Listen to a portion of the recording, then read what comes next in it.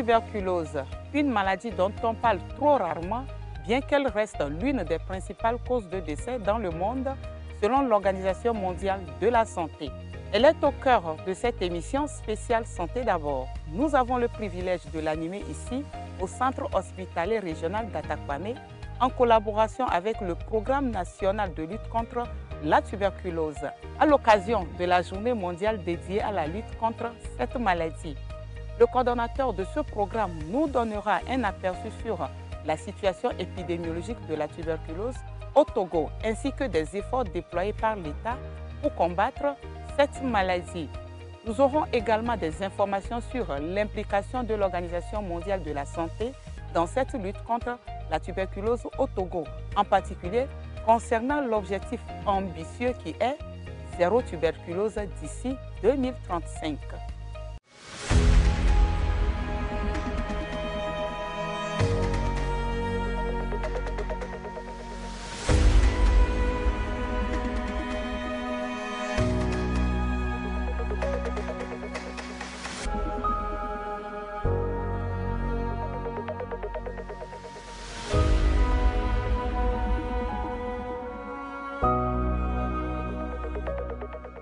Nous avons recueilli l'avis de quelques habitants d'Atakwame sur la tuberculose.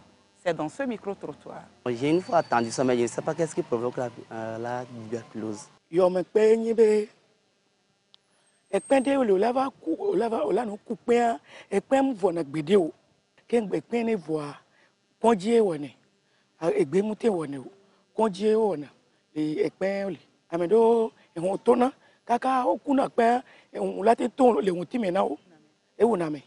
La tuberculose, c'est une maladie, on peut dire contagieuse, qui commence par des toux simples.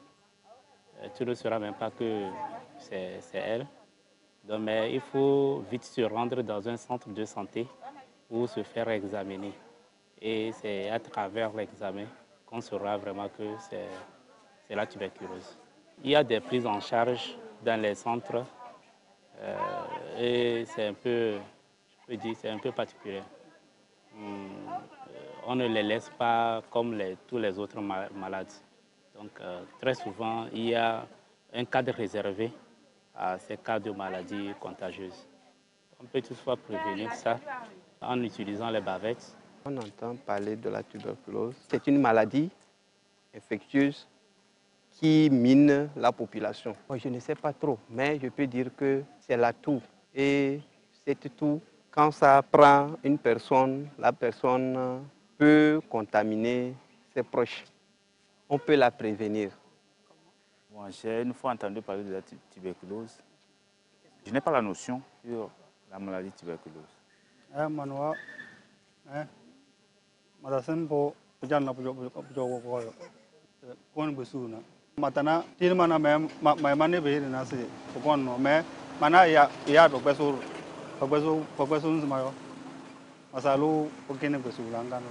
Lorsqu'une personne tousse, une toux chronique de plus de 2 semaines nécessite une consultation, disons.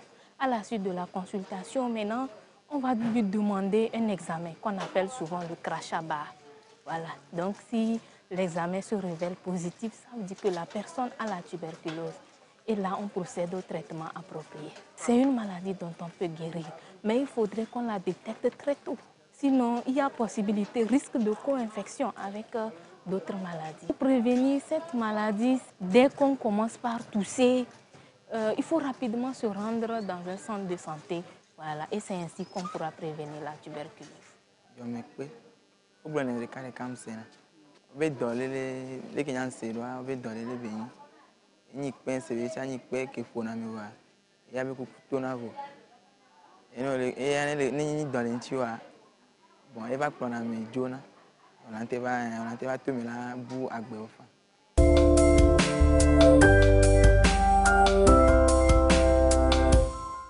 Professeur Abdou Gafarou Badamasi, bonsoir. Bonsoir, Oli. Comment allez-vous? Je vais bien. Et la coordination et le programme? Ça va, on se débrouille. Ça fait plaisir de vous revoir. Merci beaucoup, il y a très longtemps. Nous sommes heureux de vous rejoindre pour la célébration de cette journée, le 24 mars. 2025, célébration de la journée dédiée à la lutte contre la tuberculose, une maladie qui date de très longtemps, n'est-ce pas? Bien sûr. Une maladie dinosaure, comme on l'appelle. Une maladie dinosaure. Mais est-ce que vous pouvez nous faire comprendre ce que c'est que la tuberculose? Ben, la tuberculose, c'est une maladie infectieuse, très contagieuse, et qui est due à une bactérie qu'on appelle communément le bacille de corps. Donc, en français médical, nous l'appelons Mycobacterium tuberculosis. Donc, c'est une maladie qui est ancienne comme le monde. Et donc, depuis, on essaie de l'éradiquer, mais on a du mal. Mais cette fois-ci, on pense y arriver. C'est une bonne nouvelle. Une maladie ancienne comme le monde qui doit avoir plusieurs formes, n'est-ce pas? Oui, Et quelles sont les formes de tuberculose qui existent? il y a plusieurs formes. La première de ces formes, qui représente près de 75% de ces formes, c'est la forme pulmonaire. C'est-à-dire que la tuberculose est due à une bactérie, le bacille de corps. Il aime beaucoup les parties du corps où il y a de l'oxygène. C'est pour ça que c'est dans le poumon que cette bactérie se multiplie le mieux. Et donc, 75% des cas, c'est la forme pulmonaire.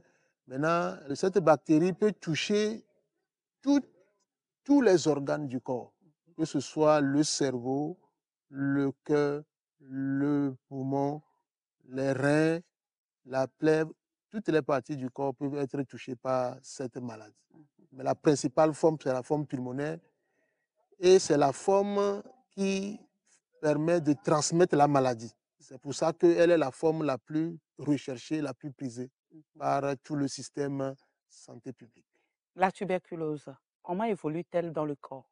La première fois qu'on rencontre la tuberculose, c'est souvent par voie aérienne. Celui qui est malade de tuberculose pulmonaire, en toussant, en éternuant ou bien en parlant très fort, il y a les bécas qui sortent directement de son poumon. Et ces bécas-là vont rentrer dans votre poumon aussi, mais vous ne tombez pas malade en même temps. Si votre organisme est très, très, très fort sur le plan immunitaire, le béca va rentrer dans le poumon. Si l'organisme a une bonne immunité, il va pouvoir garder le béca dans ce qu'on appelle des granulomes et qui fait que vous pouvez passer toute votre vie et Sans vous ne faire la ferez sans maladie. faire la maladie. Mais le béca est déjà dans votre poumon, dans votre cerveau, un peu partout, mais l'organisme l'a mis et le béca a cette spécificité, c'est que ce béca peut rester vivant comme ça dans l'organisme. C'est comme ça, c'est sa spécificité, il reste vivant tout le temps de votre vie, il peut être là, mais le jour où vous attrapez une maladie qui entraîne une diminution de votre immunité, donc l'organisme est obligé de le lâcher parce que votre immunité est faible et en ce moment-là, il va se multiplier, même si c'est après 50 ans. Mais pendant ce temps, la chaîne de contamination continue. Vous Ce n'est transmettez la plus maladie vous, non. C'est ceux qui développent la maladie qui qui transmettent. transmettent. D'accord. Mais nous tous ici, par exemple en Afrique, comme la tuberculose est endémique dans nos milieux, on a tous déjà rencontré la tuberculose. Presque tous. Et c'est dans notre poumon, un peu partout, dans notre corps. Mais comme on a une bonne immunité, ça reste que ça. Alors, professeur, selon l'Organisation mondiale de la santé, 1 250 000 personnes sont mortes de la tuberculose seulement en 2023 au plan mondial. Oui. Ça veut dire que la maladie, elle est présente dans tous les milieux du monde. Chez nous, au Togo, quelle est la situation, la prévalence de la tuberculose aujourd'hui? Au Togo, chaque année, nous avons environ 3000 cas. Et en 2020, 3000 nouveaux cas 3000 nouveaux cas chaque année. chaque année, environ, c'est beaucoup. En 2024, nous avons eu 3146 cas environ. Déclarés, Et donc, hein? déclarés, nouveaux cas. Et donc, disons que 7% en sont décédés. Nous avons rencontré M. Komlan qui a survécu à la tuberculose. Découvrons ensemble son histoire et on se retrouve juste après. Tout avait commencé en 2023. Je toussais, j'ai fait les analyses. En vain, je n'ai pas trouvé de solution. C'est de là, un ami m'a conseillé que est-ce que j'ai fait analyse qu'on appelle crachat bas. C'est de là, quand je suis arrivé à Tapamé, je suis allé au dispensaire à Bono. Moi-même, je suis allé volontairement. Je vais faire crachat bas. C'est là ils ont détecté que vraiment, j'avais la tuberculose. Et c'est là ils m'ont mis dans la main d'un soignant. C'est là il me suivait à la polyclinique d'Agbono. Ça a duré 6 mois. Après 6 mois, c'est fini. Autour de moi, dans ma famille, personne n'a eu la maladie. Dieu, et puis je remercie beaucoup les soignants et surtout la polyclinique d'Agbono. Ils m'ont beaucoup suivi, ça a été vraiment suivi avec beaucoup d'analyses pour confirmer, voir si la maladie existait toujours ou pas. Sinon, franchement, le suivi a été très bien. Je n'ai pas payé. Tout est gratuit. L'analyse, tout est gratuit. Les produits aussi, tout est gratuit. Même pas 5 francs. Moi, le conseil que je peux donner à la population, vraiment, ce que je peux dire à tous, quelqu'un qui sent seulement un peu de tout, sinon le mieux à faire, c'est d'aller vous faire consulter.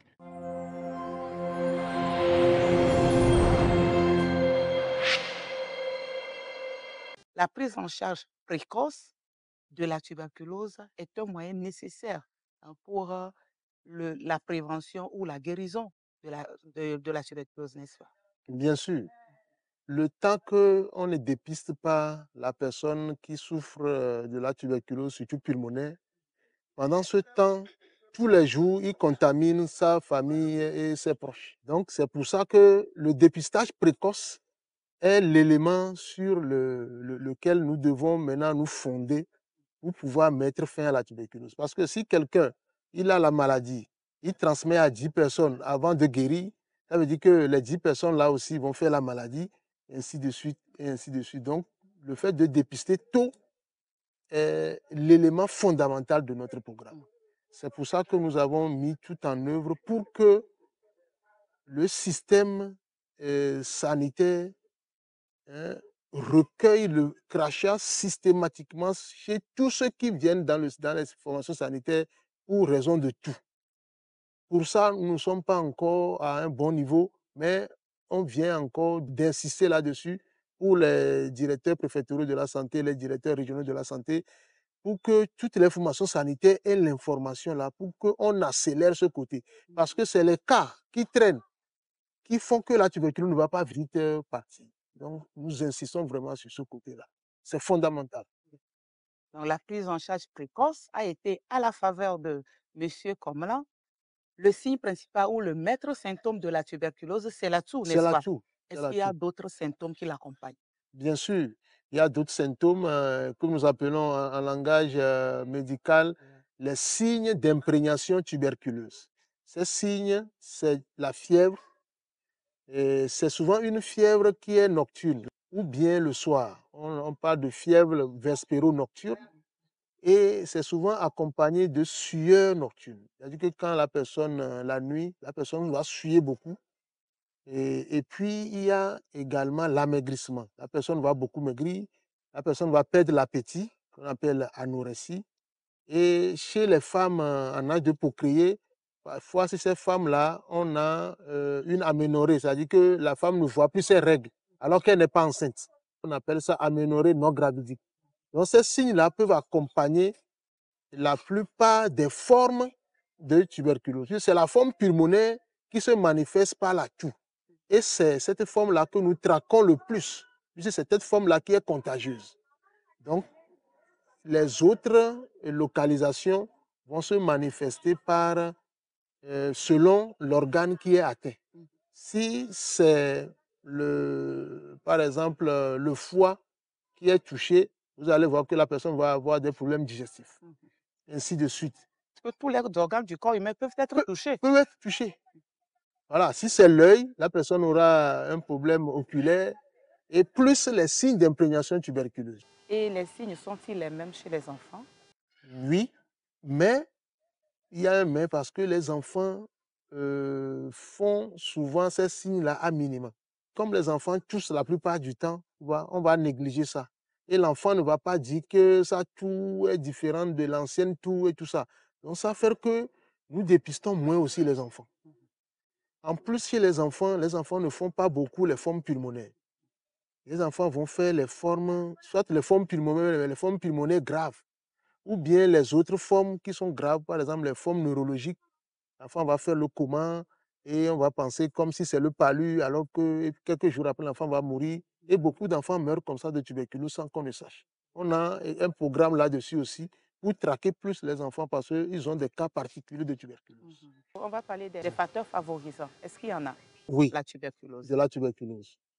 La personne qui a par exemple le VIH et qui ne s'est pas fait dépister et n'a pas commencé le traitement du VIH, donc le VIH va entraîner une immunodépression chez lui, va détruire son immunité. Donc à un moment donné, les BK qui sont en lui vont se réactiver. Donc le BK qu'il a connu depuis des années peut devenir une maladie. Et donc le VIH est un facteur favorisant de l'éclosion de la tuberculose. Il y a le diabète, il y a également il y a la drépanocytose, il y a même l'obésité qui est considérée aujourd'hui comme un facteur favorisant la tuberculose. Donc tout ce qui peut agir sur l'immunité peuvent favoriser la tuberculose. Les cancers, les maladies du sang, tout ce qui peut agir sur l'immunité peut faire favoriser la tuberculose. Et donc, ça répond en même temps aux facteurs aggravants. Ces mêmes facteurs favorisants sont des facteurs aggravants de la tuberculose. Le jeune âge, surtout l'âge inférieur à 5 ans, est aussi un facteur favorisant et aggravant de la tuberculose. Parce qu'avant 5 ans, notre immunité n'est pas encore forte. Donc, c'est pour ça que chez les enfants de moins de 5 ans, on doit traquer la tuberculose parce que non seulement ils font les formes frustres, mais en même temps graves. Et qu'on confond avec autre chose, l'enfant meurt de tuberculose, on va dire qu'il est mort de palu ou de fièvre typhoïde ou autre chose. Les PVVIH, c'est-à-dire les personnes vivant avec le VIH, c'est la tuberculose qui est la première affection qu'on appelle affection opportuniste. Puisque quand votre immunité devient faible, vous faites des infections. Et on appelle ces infections-là des infections opportunistes parce qu'ils viennent profiter de votre dysimmunité. Et c'est la première affection qui les tue. Et au Togo, actuellement, systématiquement, les PVVIH, quand on leur fait le dépistage et on voit qu'il ne faut pas la tuberculose, on leur fait un traitement préventif de la tuberculose. Pendant les 3 premiers mois de traitement. Vous nous avez cité les formes de tuberculose qui existent, mais on parle également de souches pharmacorésistantes. Qu'est-ce que c'est? Qu'est-ce que cela veut dire? C'est le plus gros problème de la tuberculose dans ce nouveau siècle. Pharmacorésistance, ça veut dire que les médicaments qu'on utilise pour traiter la tuberculose jusqu'à présent, les BK se sont transformés et deviennent résistants à ces antibiotiques-là. Donc ces souches-là, c'est elles qu'on appelle les souches pharmacorésistantes. Et qu'est-ce qui conduit à cette pharmacorésistance? La principale cause, c'est la mauvaise observance du traitement. Vous avez la tuberculose, on vous donne un traitement. Après quelques semaines, vous vous sentez mieux. Vous jetez le reste des médicaments, vous ne venez plus aux soins. Vous favorisez, puisque les BK qu'on est en train de tuer en vous actuellement ne sont pas encore morts. C'est pour ça que le traitement dure. Mais vous faites 2 mois de traitement et vous fuyez le système. Les BK ne sont pas encore morts. Donc, mais les BK ont déjà été habitués pendant 2 mois aux médicaments qu'on leur a envoyés. Quand vous quittez, ils vont rester là et ils vont commencer par se multiplier un peu. Les souches qui sont résistants à ça vont commencer par se multiplier et à un moment donné, vous allez faire une tuberculose avec ces souches-là qui sont résistants à l'ancien médicament. Quand on va vous traiter avec ces médicaments-là, ça ne va pas marcher. C'est ce qui se faisait avant. Mais aujourd'hui, depuis quelques années, on teste systématiquement tous les cas de tuberculose qu'on dépiste. On recherche la résistance là, systématiquement avant de te traiter. Et c'est ça qui a sauvé maintenant. Quand tu fais la tuberculose, on va prendre ton résultat positif là, on va le tester. On appelle ça le gène expert. On va le traiter et c'est comme ça qu'on va dépister les bacilles pharmacorésistants. Et ça, le traitement va durer 9 mois. C'est ça que nous avons maintenant. Même si nous sommes en train de passer à un autre régime de 6 mois, mais actuellement, le Togo a un régime de 9 mois pour ce traitement de tuberculose pharmacorésistant. Professeur, la tuberculose est une grave maladie qui peut se compliquer, n'est-ce pas? Quelles sont les complications de la tuberculose? Les complications dépendent de chaque localisation. La première localisation, la localisation pulmonaire, la plus grave complication, c'est que le BK va détruire tous vos poumons. Je suis actuellement 2 jeunes, c'est des jeunes, il y a un qui a 24 ans, l'autre 26 ans. Ils ont toussé, ils ont laissé le temps passer. Le BK a détruit tout le poumon. Actuellement, on leur a donné le traitement. Ils sont guéris, mais ils sont portés à vie d'un poumon détruit. Et là, toute leur vie est pourrie. Parce qu'ils rentrent en insuffisance respiratoire chronique. On n'est pas sûr qu'ils vont terminer leur vie que Dieu leur a donnée. Il y a un que sa femme a déjà quitté parce que même au lit, ça ne peut plus y aller. Donc, vous voyez que on doit dépister tôt pour ça aussi. C'est la première complication. Les autres formes aussi ont leurs complications. Et il y a notamment la septicémie, c'est-à-dire que le BK va être disséminé dans tout le corps entier et vous allez en mourir. Et si c'est par exemple le cœur, ça peut entraîner une péricardite et vous allez en mourir. Et ça peut évoluer vers d'autres localisations, notamment la localisation neurologique. Et vous allez faire un coma et en mourir parce que cette localisation, son traitement est très difficile. Et son traitement dure 12 mois, alors que les autres durent 6 mois. Vous voyez? Donc, c'est très, très important de dépister tôt pour éviter tout ça. Donc, le message principal ce soir, c'est de vite réagir. En cas de tout, même si c'est un jour, si vous allez à l'hôpital, réclamez vous-même quand vous fassiez le crachat. Réclamez ça, c'est gratuit. Professeur, parlons prise en charge. Comment traitez-vous la tuberculose aujourd'hui au Togo? Cette prise en charge se fait en 2 phases. Il y a une première phase de 2 mois qu'on appelle la phase intensive, où le patient va prendre 4 médicaments qui sont cumulés dans un seul comprimé. Et en fonction de son poids, il peut prendre 2 comprimés, 3 comprimés, 4 comprimés chaque matin à jeun. Et c'est 1 heure de temps après qu'il doit manger parce que le médicament travaille mieux dans le ventre creux. Parce qu'après, les malades ont très faim. C'est pour ça que nous sollicitons tout le monde pour qu'ils aident leurs familles qui ont la tuberculose à bien se nourrir. Puisqu'on avait déjà même dit que la dénutrition, la malnutrition, c'est le premier facteur favorisant. Je l'avais oublié. Quand la tuberculose vient chez cette personne qui est déjà malnutrie, c'est l'occasion pour qu'il se nourrisse encore mieux pour en sortir. Et donc, après, il y a une deuxième phase qu'on appelle la phase de continuation qui va durer 4 mois, où on va donner 2 molécules et qui sont également combinées dans un seul comprimé. En fonction du poids, le nombre de comprimés change pendant 4 mois. Ça, c'est pour la tuberculose à bacille pharmaco-sensible. Maintenant, il y a l'autre tuberculose qu'on appelle la tuberculose à bacille pharmaco-résistante dont on vient de parler. La phase intensive va durer 4 mois et la phase de continuation va durer 5 mois pour que le total fasse 9 mois de traitement. Donc, voilà la différence entre les deux.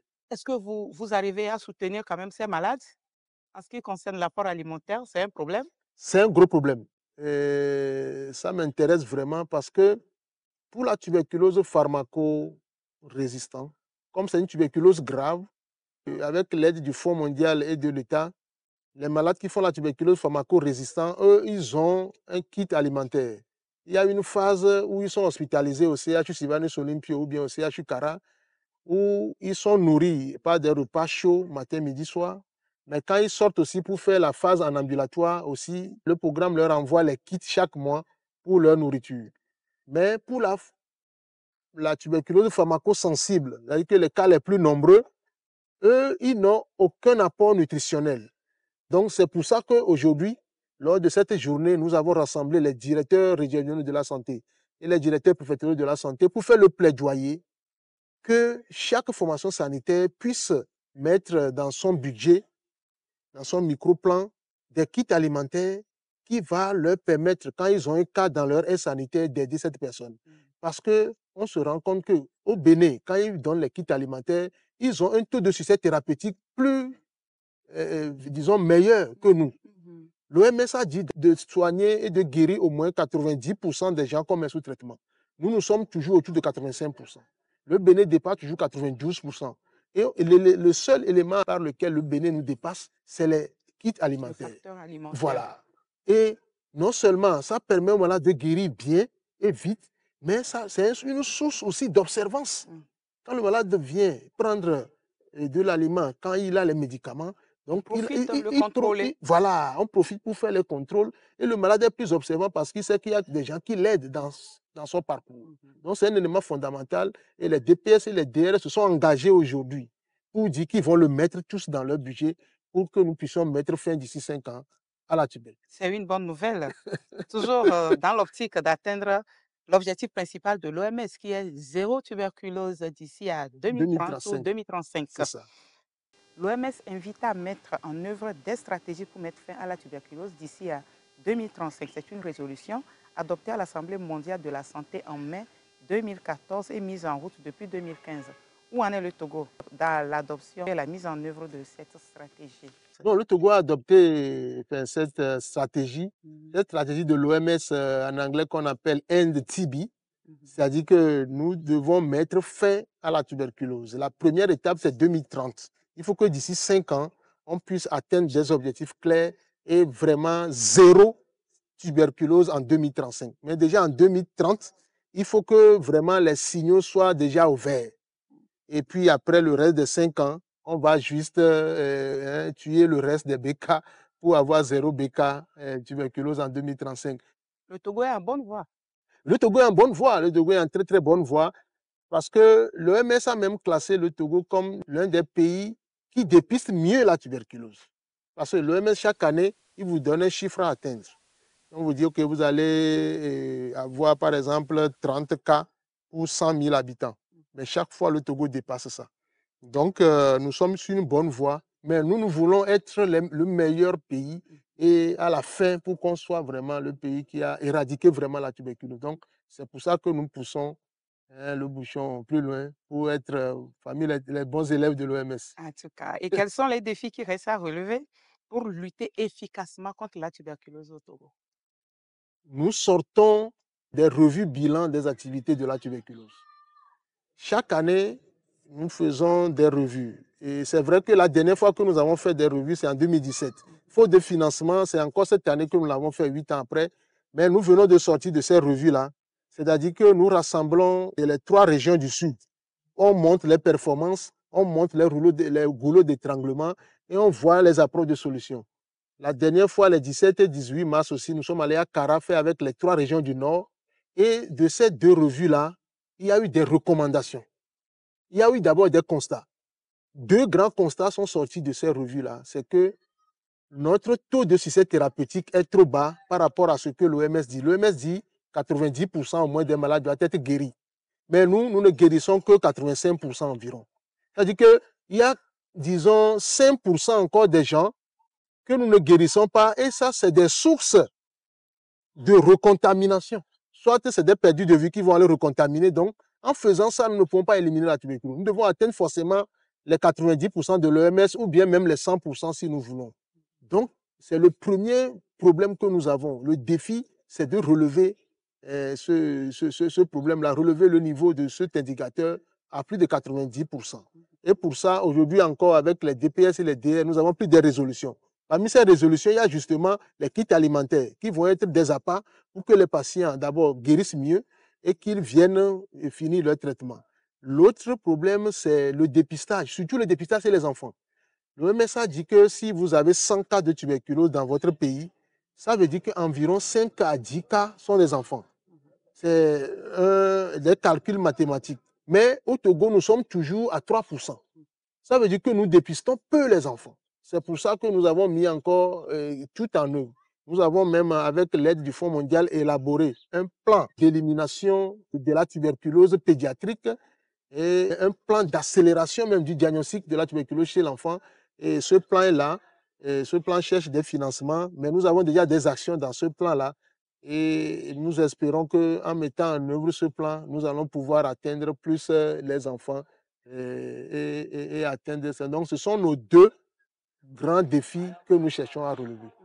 L'apport communautaire joue un rôle essentiel dans la prise en charge et la prévention de divers problèmes de santé, en particulier lorsqu'il s'agit de détecter les cas et prendre en charge les patients. Dans cette optique, nous avons rencontré deux acteurs impliqués dans la lutte contre la tuberculose dans le district sanitaire d'Ogou. Dans nos communautés, nous menons des sensibilisations, des causeries éducatives, des entretiens individuels sur la tuberculose. On leur sensibilise que c'est une maladie comme les autres qui peut être traitée. Et les analyses, le traitement est gratuit. Des fois, on va de maison en maison. Et si quelqu'un tousse, on le réfère. D'autres, s'ils toussent, ils savent qu'ils sont dans le cas, ils viennent à nous et on les réfère au centre pour les analyser, les prises en charge. Et si ça s'avère positif, donc on nous revient à prendre et à faire le suivi du malade. Donc chaque jour, on s'assure qu'il a pris ses produits jusqu'à 2 mois. On le réfère pour encore une analyse et si ça va, on lui donne encore des produits et on continue jusqu'à 6 mois. Mais à chaque 2 mois, il y a des analyses à faire. Les activités, des fois, quand Covid était là, quand vous dites automatiquement analyse là, ça veut dire c'est pour Covid. Donc, mais on les assure. On leur dit comment le test de Covid est et le test de la tuberculose. Donc, il y a certains qui viennent à nous et on les réfère au centre pour les analyses. D'autres, au cours de traitement, quand il prend, à un moment donné, il dit, lui, il est fatigué de prendre les choses. Mais on les amène à les sensibiliser, à leur dire les causes, les conséquences. Même la famille fait partie. Donc, ils acceptent à continuer jusqu'à la guérison. C'est des acteurs très importants dans la lutte contre la tuberculose. Par exemple, si nous dépistons un cas positif, nous allons dans la maison du patient, parfois avec les ASC, parfois seuls, et nous screenons autour du patient. Tous les enfants de moins de 15 ans sont mis sous traitement préventif.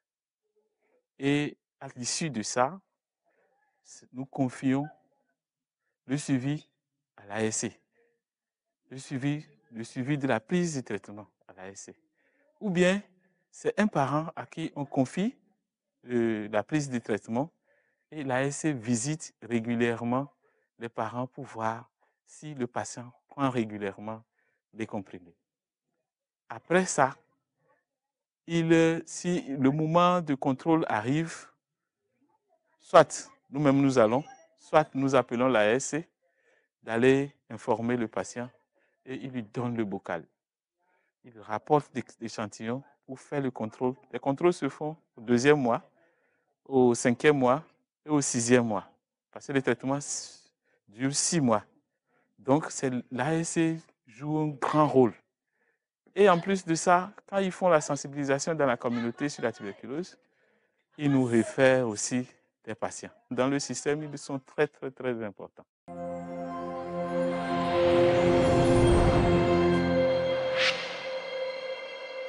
Nous venons de le voir, les acteurs communautaires jouent un rôle crucial sur le terrain. Les agents de santé communautaire, pour nous, dans le système sanitaire, ce sont des agents, des gens dans la communauté qui ont fait le choix d'aider le système sanitaire et qui vivent à plus de 5 km des formations sanitaires. Ils sont vraiment avec la communauté. Il y a également les relais communautaires qui, eux, ils sont dans l'environnement des 5 km autour des centres. Donc, c'est comme ça que nous couvrons tout le pays en ce qui concerne la mobilisation communautaire. Et nous avons des activités avec ces ASC que nous appelons agents de santé communautaire et ces relais communautaires. Et ils sont dans la communauté, ils doivent nous référer tous les cas de tout. C'est leur principal travail, occupation. Ils doivent, dans leur communauté, c'est des femmes qui vendent, qui vont au champ, aussi, qui sont des ASC, des relais. Quand ils voient quelqu'un qui tousse, ils doivent pouvoir référer la personne là dans la formation sanitaire pour que la personne là puisse bénéficier de l'examen des crachats. C'est leur principale activité. Nous avons vu certains acteurs vous accompagner, hein, notamment l'Organisation mondiale de la santé qui ne cesse de vous soutenir. Bien sûr. Nous avons vu M-Afrique aussi à vos côtés aujourd'hui. Très bien. Ça doit être des acteurs clés également, n'est-ce pas? L'OMS nous appuie, enfin, comme l'OMS appuie tous les pays dans tout notre processus d'élimination de la tuberculose. Et l'OMS nous fait tellement de choses, on ne va pas les citer ici. Par rapport à M-Afrique nous a aidés parce que M-Afrique vient de monter dans tous les établissements, les collèges et les lycées de tout le Togo, des clubs santé. Et ces clubs santé-là, nous voulons profiter de ces clubs santé. Et M-Afrique nous a donné cette autorisation pour que nous puissions faire passer le message dans tous les collèges et lycées du Togo. Et vous savez que les enfants, c'est les meilleurs messagers parce qu'à la maison, ils vont passer ce message à leurs amis, à leurs parents. Et quand ils voient même quelqu'un tousser, ils vont leur dire que mais on a dit que quand quelqu'un tousse, il doit aller à l'hôpital et que c'est gratuit. Donc, on est passé par eux pour que le message puisse être véhiculé sur toute l'étendue du territoire. Alors, professeur, vous avez partagé vos difficultés avec nous. Hein. Est-ce qu'il y en a d'autres qu'on n'a pas encore évoquées? Est-ce qu'il y a d'autres difficultés vraiment, que vous rencontrez? nous voulons insister que sur ces deux-là. Et aujourd'hui, justement, nous voulons plutôt insister sur les approches de solutions que nous avons tirées pour relever ces deux défis-là. Et aujourd'hui, nous avons insisté sur 8 recommandations sur lesquelles les DR et les DPS se sont engagés. Et nous espérons que ces engagements seront respectés. Et le premier de ces engagements, c'est justement que toutes les formations sanitaires puissent aider les patients qu'ils dépistent pour la tuberculose en termes de kits alimentaires. Merci bien, professeur. Et qui peut se faire dépister? Tout le monde. Dès que vous toussez, vous ne devez même pas traîner. Vous toussez aujourd'hui, demain, allez à l'hôpital, on doit vous soigner. Où est-ce qu'on peut se faire dépister?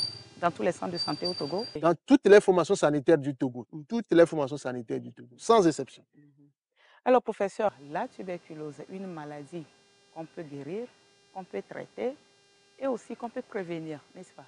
Et qu'on peut guérir. Et qu'on peut guérir, voilà. Totalement. Totalement. Alors, c'est dommage qu'on en meurt. On ne devait pas en mourir. Non. Et comment prévenir la tuberculose? Quelles sont les mesures préventives qui existent? La tuberculose, comme c'est par la toux qu'on contamine souvent la tuberculose, il faut faire ce qu'on appelle l'hygiène de la toux. Au moment où vous toussez, il faut protéger votre bouche par un torchon ou quelque chose pour que si jamais c'est la tuberculose, ça n'aille pas, ça ne contamine pas les autres. Donc, on appelle ça l'hygiène de la toux. Tous ceux qui toussent comme ça en l'air, mais c'est probablement des gens qui ont la tuberculose, mais qui transmettent comme ça la tuberculose. Donc, c'est l'hygiène de la toux qui est le principal élément pour lutter contre la tuberculose. L'autre chose pour lutter contre la tuberculose, c'est lutter contre tous les facteurs qui favorisent la tuberculose. Vous avez dit que c'est quand on a l'immunité basse, faible, qu'on fait la tuberculose. Donc, tout ce qui va entraîner l'immunité chez l'homme, il faut lutter contre ça, notamment le VIH. Chacun de nous doit aller faire son test VIH. Que vous soyez belle, beau gars ou belle dame, tout ça, ne voyez pas votre forme. Allez faire le test. Parce que c'est seulement le test qui peut vous dire que vous avez le VIH et non. Vous n'allez pas atteindre le moment de commencer par avoir les maladies pour pouvoir le faire. Et donc la tuberculose pour pouvoir faire le test. Donc, chacun doit connaître son statut sérologique VIH. Tous les 8 millions de Togolais doivent connaître leur statut aujourd'hui. Et comme ça, ceux qui ont le VIH, ils ont un traitement gratuit aussi, assuré par le Programme national de lutte contre le sida. Et comme ça, on aura tous ceux qui, à cause du VIH, vont faire la tuberculose. Ça, on sait que c'est déjà réglé. Maintenant, on doit aller au plus pressant, c'est qu'on doit régler le problème de l'alimentation. Nos frères, sœurs, mamans, pères, qui sont les plus pauvres de ce pays, tout le monde doit pouvoir les aider parce que c'est la malnutrition qui est le premier facteur favorisant de la tuberculose. Donc, il faut bien se nourrir. Or, si la personne est pauvre, ben, il ne peut pas donner faire plus que la plus belle femme au monde, il ne peut donner que ce qu'elle a. Donc, il faut vraiment que les gens sachent qu'il faut bien se nourrir. Et on sait que le gouvernement fait le maximum pour que les Togolais qui n'arrivent pas à manger à leur faim puissent le faire. Et ça, c'est l'élément important pour que tous ces gens-là, parmi eux, ils ne fassent pas la tuberculose. Donc voilà, en grosso modo, les éléments qui permettent de lutter contre la tuberculose. Et il y a le vaccin aussi des tout petits, n'est-ce pas? Oui, il y a le vaccin chez les enfants, mais le vaccin qu'on appelle le BCG ne protège pas contre la maladie. L'enfant vacciné peut faire la maladie, mais ne fera pas la forme grave. Donc, le BCG, c'est très important. Comme les enfants de moins de 5 ans font souvent les formes graves, c'est pour ça qu'il faut systématiquement vacciner tous les enfants à la naissance pour qu'au cas où ils feraient la tuberculose, ils ne fassent pas la forme grave. Parce que cette forme grave tue presque souvent les enfants. C'est pour ça qu'il faut forcément vacciner les enfants. Merci beaucoup, professeur Gbadamassi. Est-ce que vous avez un dernier message à l'endroit de tous ceux qui nous regardent? Le mot important qu'il faut retenir sur la tuberculose d'aujourd'hui, c'est que dès que vous toussez, ou bien dès que quelqu'un tousse autour de vous, ne tardez pas pour aller dans une formation sanitaire, quelle que soit la formation sanitaire, et exigez vous-même qu'on vous fasse le test pour la tuberculose sur les crachats. C'est-à-dire que c'est gratuit et c'est votre droit. Ça, c'est l'élément fondamental. Ça va permettre de diagnostiquer le plus de cas de tuberculose et donc réduire toutes ces personnes qui transmettent la tuberculose aux autres. L'autre élément qui est très important, c'est que chacun se fasse dépister pour le VIH, parce que le VIH favorise également la tuberculose. On doit dépister, par exemple, le diabète aussi, qui est un facteur favorisant la tuberculose. Tous ces facteurs-là, qui sont des maladies silencieuses qu'on ne voit pas et qui favorisent la tuberculose, il faut les faire dépister pour qu'on ait la chance de vaincre cette maladie. Le reste, le système sanitaire va s'en occuper. Et tuberculose, koyonabe yomekpen, nous qui mila te helentia enibe, ne onto le coupin, ala mere pepe le coupin ya kwa, mi dola tite, la i konji de pepe, fiorabe konji de pepe, ola yi, be le coupin bo ne wo tuberculose be test na be tuberculose be de dokpon omu hena fin. Donc on la teyi konji de pepe, abe one be na be wa wo no be le coupin po do la yi. Et là na be amesia me ko le wo yo me pe ya ke wa we le na be yo me pe agbale yi nko a ni la le wa kekem po a so do atike nu ne yo me pe nya te na be yo me pe ba jo le togwa kekem. Et nous vegon eni be amesia me do la yi la nya ebe dikanaku akpobe dikanaku le lamena ema parce que dikanaku a e penado yo me penchi ebe trois zuna yo me pegan amesia me do la nya ebe dikanaku pora be dikanaku ne keraku le nti we gbe a chikele o ma hefen o la so now po ela na be o ma gba ba wo yo me pe ne enua adido vivi chan le nti wa o ma nyan ejia mi do la be no pobere adido vivi le nti ma e don pata la mesa me la do pobere ye nu le nti ma ne mi atedu yo me pe ajilo yo. Appelez professeur Gbadamassi. Merci pour ces instants partagés. Merci. Et je rappelle que vous êtes le coordonnateur du programme national de lutte contre la tuberculose. Exactement. On se dit à très bientôt pour d'autres questions santé, n'est-ce pas? À très bientôt, Olive. Au revoir. Au revoir.